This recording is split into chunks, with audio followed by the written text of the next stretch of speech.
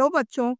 हिंदी सीखने और सिखाने की प्रक्रिया में आज हम लोग 9वीं कक्षा की पाठ्य पुस्तक क्षितिज से ली गई काव्य खंड का पहला पाठ जो कबीर की रचना है, साखियां और शब्द। सबसे पहले हम महाकवि कबीर की बात करते हैं। कबीर दास निर्गुण धारा के कवि थे, अर्थात उनके कोई आराध्य देव नहीं थे। उनका मानना था कि परमेश्वर हमारे दिल में विराजमान है। उन्हें ढूंढने के लिए मंदिर, मस्जिद, गुरुद्वारा जाने की कोई जरूरत नहीं है या पूजा पाठ करने की भी कोई जरूरत नहीं है। वे किसी कर्म कांड, पाखंड या जाति पाति, छुआछूत को ढोंग कहते थे। मानवता से प्रेम करना ही उनका मकसद था। उनकी रचनाओं से हमें जीवन पथ पर आगे बढ़ने की प्रेरणा मिलती है और बहुत कुछ सीखने के लिए मिलता है। उनका पहला पद है साखियां और दूसरा पद है शब्द, जो आज हम लोग पढ़ेंगे। साखी का अर्थ होता है साक्षी, अर्थात कबीर ने घूम घूम कर अपने समाज में जो कुछ भी देखा, परखा और समझा, उसे अपनी रचनाओं में जीवंत रूप दे दिया। कबीर की भाषा को सधुकड़ी भी कहा जाता है क्योंकि उन पर कई जगह की भाषाओं का प्रभाव है। तो चलिए हम लोग पढ़ते हैं कबीर की साखियां। मान सरोवर सुभर जल, हंसा केली कराही, मुक्ता फल मुक्ता चुगय, अब उड़ी अनंत न जाही। सुभर मतलब होता है भरा हुआ, मुक्ता फल मोती को कहते हैं। मान सरोवर ऐसे तो एक पवित्र झील है जिसका शाब्दिक अर्थ होता है मन का सरोवर। कवि कहते हैं कि जिस प्रकार जल से भरे हुए मान सरोवर में हंस अपनी क्रीड़ा करता है, वह वहां घूम घूम कर आनंद से, प्रेम से जल से मोती चुनता है और वह मान सरोवर को छोड़कर कहीं भी जाना नहीं चाहता, वैसे ही हमारे मन रूपी सरोवर में हमारे स्वच्छंद और पवित्र विचार रूपी जल होते हैं, जिसमें हम परमेश्वर की भक्ति में जब लीन हो जाते हैं तो हमें इधर उधर भटकने की जरूरत नहीं पड़ती, क्योंकि मन में ही या हृदय में ही प्रभु का वास होता है।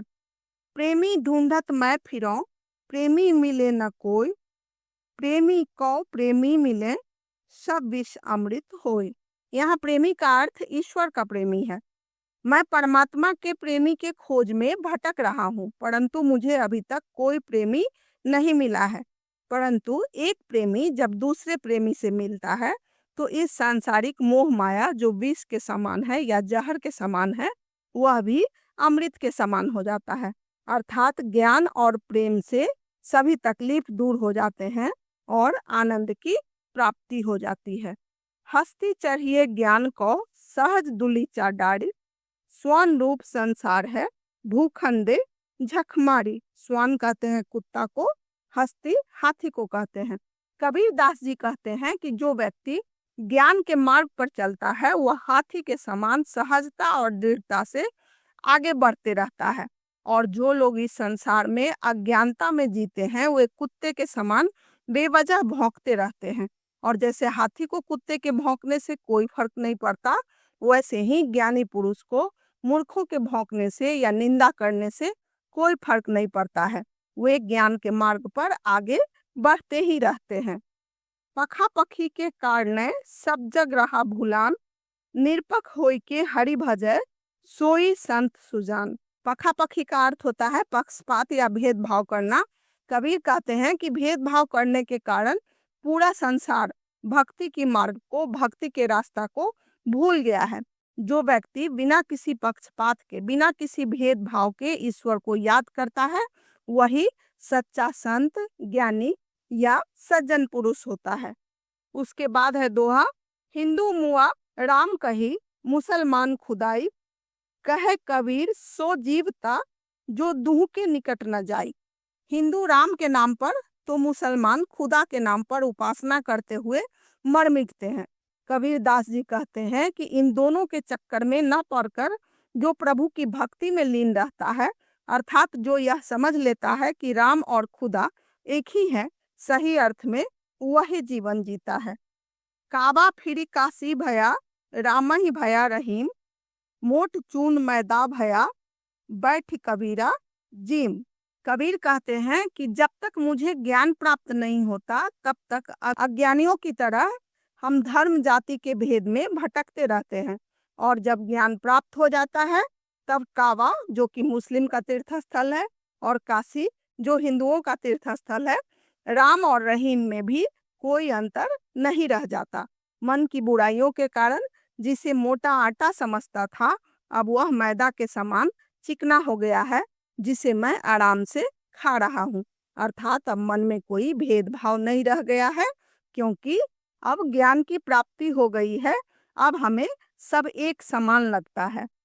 ऊंचे कुल का जन्मिया जे करनी ऊंच न होई, सुवर्ण कलश सुरा भरा साधु निंदा सोई।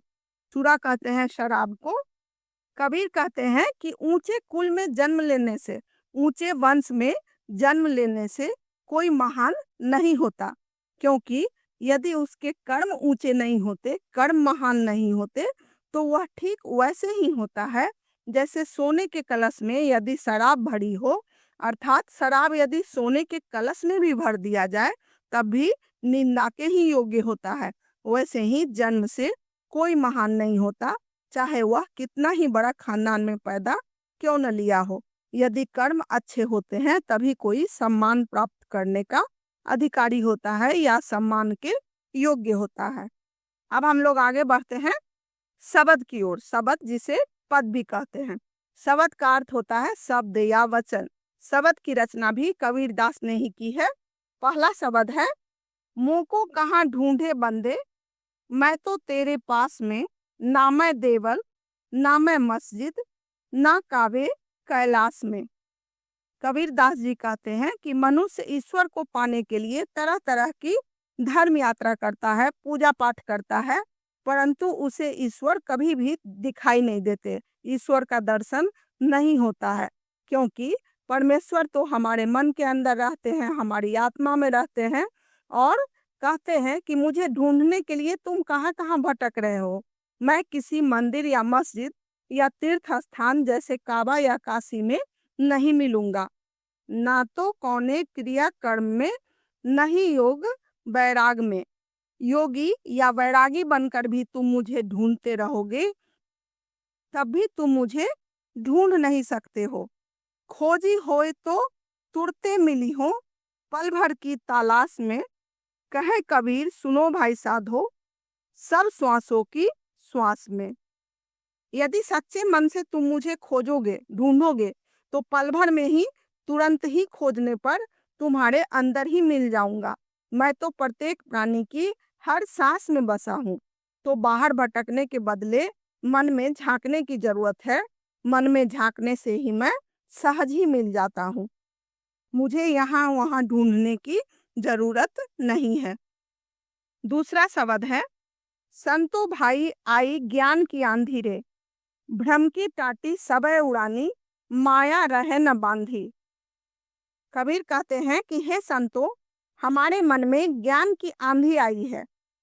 इस आंधी ने भ्रम की टाटी को उड़ा दिया। टाटी कहते हैं घास फूस और लकड़ी से बनी दीवार, जिसे रस्सी से बांधकर खड़ा किया जाता है।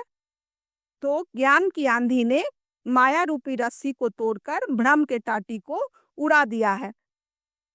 अर्थात ज्ञान का प्रकाश फैलने से मन के सारे भ्रम और मोह माया के बंधन टूट जाते हैं। हित चित्त की द्वैथुनी गिरानी, मोह बलिंदा टूटा, तृष्णा छानी पड़ी घर ऊपर, कुबधि का भांडा फूटा। हित चित्त यानी भ्रम और मोह की दोनों थुनी यानी कि खंभा को गिराकर माया मोह का बलिंदा टूट गया है। बलिंदा कहते हैं जिस बल्ली पर छप्पर खड़ा होता है। हमारे मन रूपी घर के ऊपर जो तृष्णा का छप्पर खड़ा था, उस कुबुद्धि को ज्ञान की आंधी ने गिरा दिया है। अर्थात जब ज्ञान का प्रकाश फैल जाता है तो हमारे मन में मोह माया तृष्णा या चाह इच्छा सभी नष्ट हो जाते हैं। अर्थात सारे कुविचार नष्ट हो जाते हैं। जोग जुगति करी संतो बांधी, निर्चु चुवे न पानी, कूड़ कपट काया का निकस्या, हरि की गति जब जानी। कबीर कहते हैं कि हे संतो, इस बार हमने नया छप्पर बहुत प्रयास करने पर ढका है और हम निश्चिंत हैं कि इसमें से एक बूंद भी वर्षा का पानी नहीं टपक सकता। अर्थात सांसारिक मोह माया अब हमें प्रभावित नहीं कर सकता, विचलित नहीं कर सकता।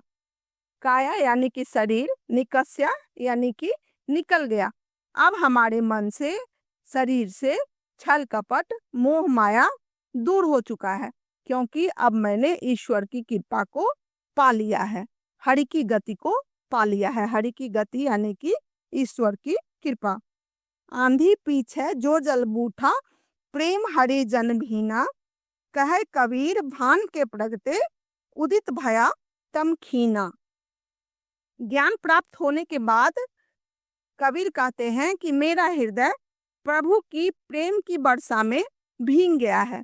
कबीर कहते हैं कि जब ज्ञान का प्रकाश फैल जाता है तो अज्ञानता का अंधकार दूर हो जाता है। तो बच्चों, आपने देखा कि यदि हम कबीर दास के बताए हुए मार्ग पर चलते हैं तो हमारा जीवन आसान हो जाता है, क्योंकि हमारे समाज में जाति पाति और ऊंच नीच के आधार पर सबसे ज्यादा भ्रांतियां फैली हुई हैं। इसके आधार पर दंगे भी होते हैं। हमें अच्छे कर्म करने चाहिए। आडंबरपूर्ण व्यवहार हमें महान नहीं बनाता, बल्कि पतन की ओर ले जाता है।